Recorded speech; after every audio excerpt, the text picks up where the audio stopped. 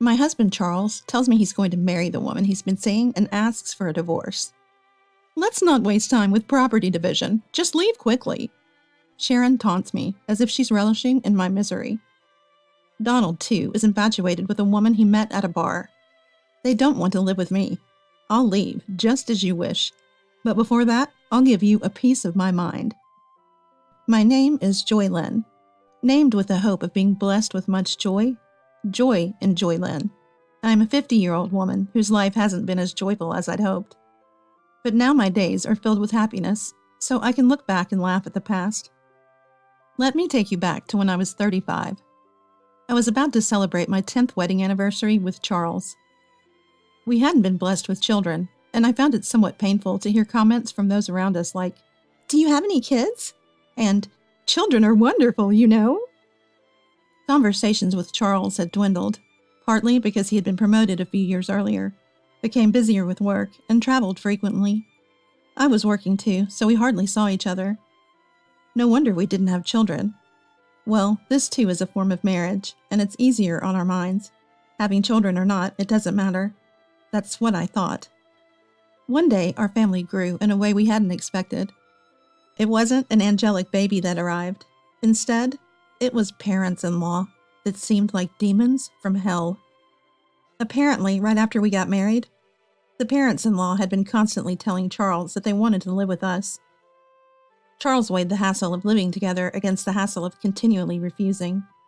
As a result, he decided that living together would be less of a hassle. Surprisingly rational, or not. Hey, I didn't agree to live together. According to Charles. I'm hardly ever home, so it's fine. It might be fine for you. But still, as Charles said, it's fine if the parents-in-law are good people. I had a hard time with these parents-in-law, even before we started living together. They were the ones who persistently asked me, "When are you having kids?" Sharon would always say, "The more children you have, the better," every time we met. But you only gave birth to Charles, right? Living with such parents-in-law? It's a stomach-churning story. I wonder how living together will turn out. My expectations were quickly betrayed, not in a good way. It turned out even worse than I thought. Donald solemnly declared as we started living together, "We won't give you any pension or living expenses." Then Sharon continued with a smile, "Let's go with that arrangement." Wait, what kind of arrangement is that? Charles also said something like, "We both work, so we can manage without receiving living expenses." So Charles is one of them, too. I had never been particularly dissatisfied with Charles until now. I didn't expect much from a husband even before we got married. I thought a husband who doesn't get angry easily and works hard was good enough. But now, a wave of complaints that I never had before came rushing in. Moreover, as I lived with the parents-in-law for a while, I gradually understood the reason they wanted to live with us. Donald would often go out somewhere at night. I believed him when he said he was going out to drink with friends.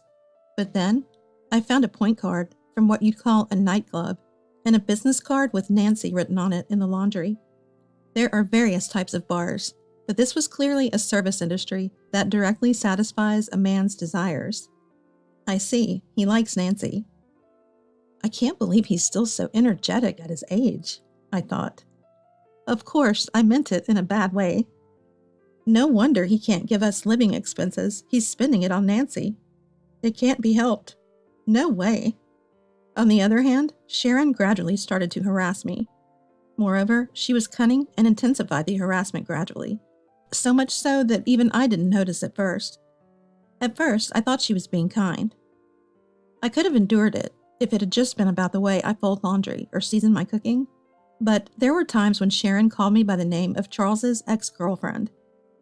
Every time Sharon would apologize, saying, "I remember her strongly because she was the first girlfriend Charles introduced me to. I didn't do it on purpose. I'm sorry." At first, I thought, Sharon is old, so maybe such things happen. But as it continued, I realized something was off. Speaking of which, every time I took a shower, the bathroom was always dirty. I initially thought the mess in the bathroom was from Charles and the others who had gone in before, but no one complained about the bathroom being dirty, so without a doubt, it must have been Sharon who was in before me. There were other instances too, like when Sharon mistakenly thinking everyone had already bathed on a snowy day, unplugged the bathtub, leaving me to shower in the freezing cold. She also once took my favorite necklace from the closet without asking and then lost it. Each time, Sharon would say, "I didn't do it on purpose. I just wasn't thinking. I'm sorry." While it's possible to accidentally shower or call someone by the wrong name, taking jewelry without permission is not something that can be brushed off as a mere oversight. I began to suspect that maybe this was all intentional harassment aimed at me. When I saw Sharon angrily sitting at the dining table saying, "My dinner is late because Joy Lynn came home late," I finally realized it was indeed harassment, albeit subtle. Come to think of it, Sharon hasn't done any housework since she came to our home. She throws her socks inside out into the laundry and tosses bottles into the trash without removing the labels, adding minor inconveniences every time.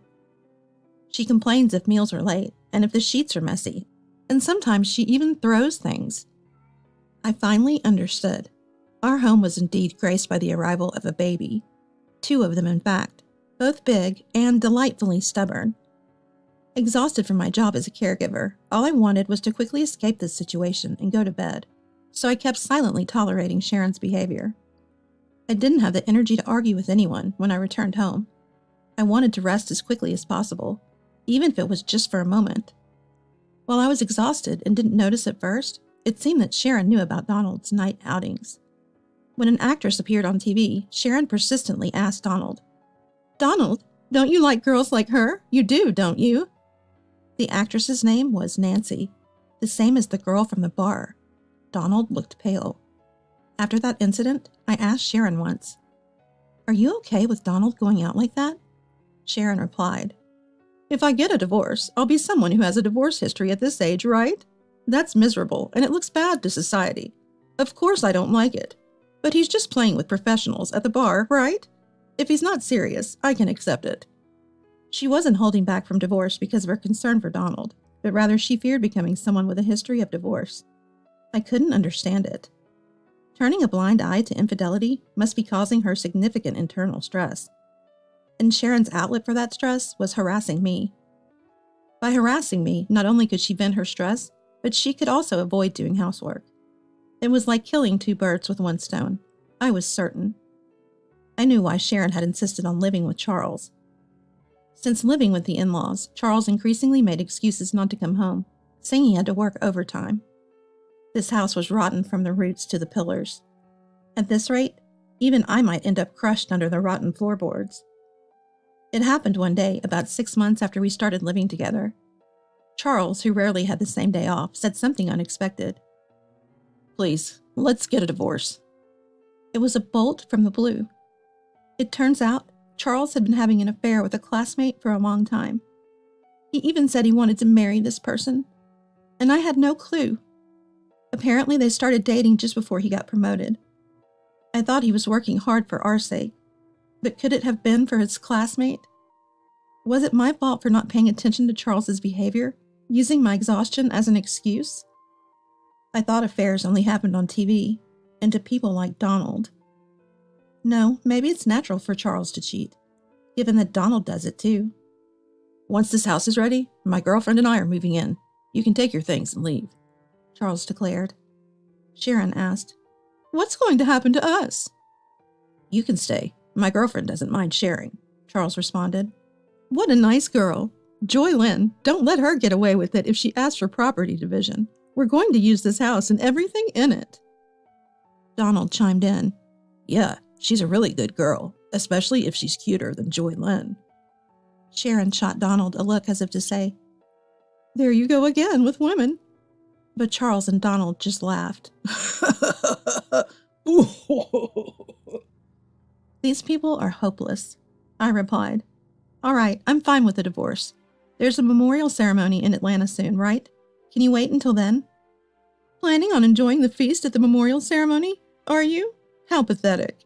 There's no way I'm taking a woman who's divorcing me. Just leave already." Who's the pathetic one here? Who cares about the food? Despite everything, Sharon and I, the only women in the room and both cheated on, can't seem to get along. No, I was planning to move out on that day. Going back home is a bit embarrassing since I was cheated on. Finding a place and handling the paperwork takes time, I thought it would work out around then. Charles, not Sharon, replied condescendingly, "If that's the case, fine." Cheating and then acting all high and mighty? Don't underestimate me. I'll destroy everything. A week passed, and the long-awaited day of revenge finally arrived. That day, my parents-in-law and Charles left the house early in the morning to attend a memorial ceremony in Atlanta. They planned to return by evening. All right then, let's give it a try. The garbage collection service I had hired arrived. I had them load all the furniture in the house into the truck. The sofa, the microwave, Charles and the parents-in-law's bed, and Sharon's clothes that had accumulated since moving in. Charles' favorite new vacuum cleaner, even the refrigerator and its contents, all of it gone. Ah, minimalism is wonderful. With each item thrown away, it felt like my troubles were disappearing. Next, the movers came to transport my important belongings to my new place. By evening, the house was empty. The front door made a sound. It seemed Charles and the others had returned. I decided to greet them one last time, as a good wife, and stood at the entrance with a smile. "What? You're still here?" Charles frowned openly. So did my parents-in-law. "Oh, that's harsh. It's the last time, so it's fine to see each other's faces before leaving, right? I wanted to see your face." "Huh? You still care about me?" Blushes slightly. He chuckles. "What's the big deal? Fine. Let's have a meal together one last time, shall we?" Charles, strangely in a good mood, heads towards the living room saying this, followed by Sharon, who looks exasperated, saying, "Charles is so sweet." Donald, on the other hand, turns to me with a proud look, saying, "That's my son." I'm baffled. Having a meal, huh? Would have been a nice way to part if there was anything left to eat. Huh? What? What? The meaning of my words, Charles, upon opening the living room door, lets out a silent exclamation. Sharon, annoyed, peeks into the living room after Charles and exclaims just like him, "What? Ah!" Donald does the same. Wait. Why? The fridge? No, even the furniture, appliances too. Why is there nothing anywhere? Of course, I threw them out. The house feels much bigger now, doesn't it? I thought it would be bad to leave old furniture for your new life with your girlfriend. Consider it my parting gift. Threw them out? Why? Weren't you preparing to move? I've already moved. You throw away things you don't need when you move, right? Have you forgotten? Most of the things we bought when we got married were purchased with my money. Nothing bad will happen just because I, who didn't need them, threw them away. At my words, Charles points at me, his mouth moving, but no words coming out. He seems too shocked to speak. With this, I'll forego any division of property. Well, there's hardly anything to divide anyway. Sharon, furious at my smile, says, "What have you done?" I'll return that phrase to your foolish son. There are limits to indecency, like cheating while having a wife and then saying to leave because you're remarrying. Wasn't your upbringing at fault? How could you speak to me like that? You were such a terrible daughter-in-law. Do you still consider yourself my mother-in-law? To me, you're just another old lady. I speak with a malicious smile, and Sharon mutters, "So ungracious." Shaking with anger. It's a secret that seeing Sharon angry is starting to be a bit fun. Don't you remember? If I ask for division of this house, you can't refuse, can you? Without the house, where would you two strangers live? You sold your family home, right? Yes, the parents-in-law had sold their house when they moved in with us. We won't need it anymore, they had said. So this house was absolutely necessary for them. They sided with their son's affair over his wife, probably thinking, as long as there's a house with a housemaid, anything goes. Hearing my words, perhaps feeling rushed, Donald intervenes. Well, let's settle this amicably. Pretending to be a good person. Yes, let's do that. Let's proceed calmly, just like the old just like Donald suggests. Exactly. You know what I'm talking about, Joy Lynn. Of course. By the way, Donald, wasn't your cell phone broken today? Oh yeah. I realized it after leaving the house. It wouldn't turn on. If charging doesn't work, I guess I'll have to consult the store. There's no need for that. Your cell phone is right here. Saying that, I pulled Donald's cell phone from my pocket. Huh? 2 identical phones? What's going on? Donald is puzzled. I switched the phones just before you left today. The one I have is the real one, and the one you had is a used one I bought and removed the battery, so it won't turn on. What? Since you aren't tech-savvy, I thought you'd just give up easily thinking it's broken or out of battery. It seems like a huge success. Smiling, I get asked by Donald. Why would you do that? Why, you wonder? Well, I have no clue. Speaking of which, you received an email today from your beloved Nancy, saying she had a good time the other day. You email each other daily, right? I'm so jealous of your close friendship. What? Donald gasps while Sharon glares at him. So Donald, you were out with Nancy the other day. Woohoo! More lovey-dovey than with Sharon. But you should put a lock on your phone if you're cheating. You'll get caught easily. Stop it. Joylyn, this... But I thought cheating is wrong. Charles cheated on me, and it hurt. I know exactly how Sharon feels. So I did something nice at the end. I texted Nancy. I'm bored. Let's break up. She was furious. I was dealing with this old man because he conveniently gives me money. Good thing you broke up safely. Oh, by the way, this is Nancy. Sharon, your enemy, take a good look. Saying that, I showed everyone a photo of Nancy and Donald as I returned the phone. That's when it happened. Charles showed a stern expression no one had seen before. Why? My girlfriend is... What? Everyone but Charles gasped. What's going on, Charles? What are you to Nancy? No, that's my line, Dad. Why are you taking pictures with Nancy? Because I'm her boyfriend, obviously. No, Nancy is my girlfriend. Isn't your girlfriend your classmate? We just met at a bar and started hanging out. Who would have thought that father and son were dating the same person? This development was also surprising for me. Ignoring Sharon and me, who were in shock, the men started a pointless argument about who was more suitable to be Nancy's boyfriend, which eventually escalated into a full-blown brawl, pulling each other's hair. The brawl ended when Charles pulled out a significant amount of Donald's precious thinning hair. After a glance at the soulless face of Donald, I loudly declared, "Well, I'm off to my new place. Thank you for everything. I'll be claiming compensation for the affair next time. Bye." I had said there would be no property division, but I didn't mean compensation. Sharon realized that this was a serious affair and, swinging the bag she was holding, began furiously beating Donald in a rage. Donald stood there, head hung low, as if he had been burnt out completely, unable to process everything happening all at once. Watching this living hell unfold beside me, I couldn't stop smiling as I hopped on my beloved scooter and left the scene. Although it's a far stretch in my mind, I felt like Tom Cruise in Top Gun. Oh, it's been a while since I've ridden down such a refreshing night road. This is the best. Later on, when I proposed divorce, including the alimony, Charles said, "Please wait on the divorce." It seems that Sharon is also considering divorce, and there is a possibility that everyone might lose their homes or their circumstances might change, so he wants to save as much money as possible. He said things like, "Don't you think it's pitiful for us, who once lived together, to face such a difficult situation?"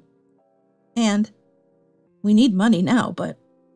I didn't care, so I proceeded with the divorce talks without discussion, and took as much money as I could get from Charles and his affair partner. When claiming the alimony, I felt a bit like an outlaw, but I hadn't done anything wrong. I had just done what was natural. Well, maybe tampering with someone's phone was slightly wrong. In the end, around the same time as our divorce, it seemed that Sharon also divorced Donald. Apparently, Donald and Nancy's affair had been going on for over 5 years. And Sharon couldn't forgive that they had a relationship in private as well. I don't quite understand why bar hopping is forgivable, but private relationships aren't. I thought there are various forms of marriage. Well, in the end, we're not married anymore, anyway. Donald was sued for alimony by Sharon, and Charles was sued for alimony by me, so the saying "blood will out" held true, and the in-laws are now all scattered. Sharon, having been cheated on by Donald, seemed to have grown to despise men in general, including Charles, who had abandoned me in a similar manner. As a result, Charles and Sharon, after the divorce, are slowly becoming distant, though they do have minimal conversations. Donald, jobless, turned to Charles for help but was rejected, as Charles himself was barely scraping by. Charles is juggling multiple jobs, while Sharon, who had been a housewife since her early marriage, is experiencing work for the first time with a part-time job. Donald became a part-time worker living in a cheap hotel. Charles, eager to marry Nancy, learned that she wasn't interested. Nancy saw both Charles and Donald as mere extensions of her bar work, as convenient sources of money. It turned out that Nancy had other men besides Charles in the same capacity. Charles, having been classmates with her, mistook her for being serious and believed she was his destiny. But in reality, it was a foolish and trivial story. In the end, both men were deemed unnecessary by Nancy, even as convenient sources of money, and were discarded. From my perspective, I thought, since I'm leaving, might as well destroy everything in the process, just as I aimed. I'm very satisfied having witnessed the spectacular collapse of a family. No one in that family valued each other, only caring about themselves, so the outcome was, in a way, inevitable. Essentially, they were a family in name only, lacking any compassion. Now I think it was good that I got away from that household. On the other hand, while I still come home exhausted from work every day, living alone has freed up my time as I no longer need to allocate it for someone else. I have more freedom than when I was married. Back when I was married, I hardly had time to meet my college friends, but now I can travel with them on my days off and even have time for my hobbies. In college, I was part of the choir, so I decided to join a karaoke club. It seems that one can continue to improve in music, no matter the age. I consistently win at the club's competitions and even earn cash prizes. Thanks to that, my wallet is always warmly filled. At the facility where I work, my colleagues suggested hosting a karaoke recreation event, since I'm good at it, and it was a huge hit. I received many compliments like, "You're so good," and was thrilled to bring smiles to the residents through my personal hobby, something I hadn't expected. By the way, my go-to performances are Unchained Melody and My Heart Will Go On. The lyrics of older songs are just so wonderful. I don't really understand recent songs, but I guess I should study up. Though my days aren't glamorous, I'm surrounded by friendly colleagues, trustworthy friends, and kind residents who feel like family beyond work boundaries. Finally, it seems like I've become the Joy Lynn I was meant to be. From now on, I aim to be someone who not only receives joy, but also shares it with others. All right, let's do our best at work today. I'll wholeheartedly celebrate the residents' birthdays.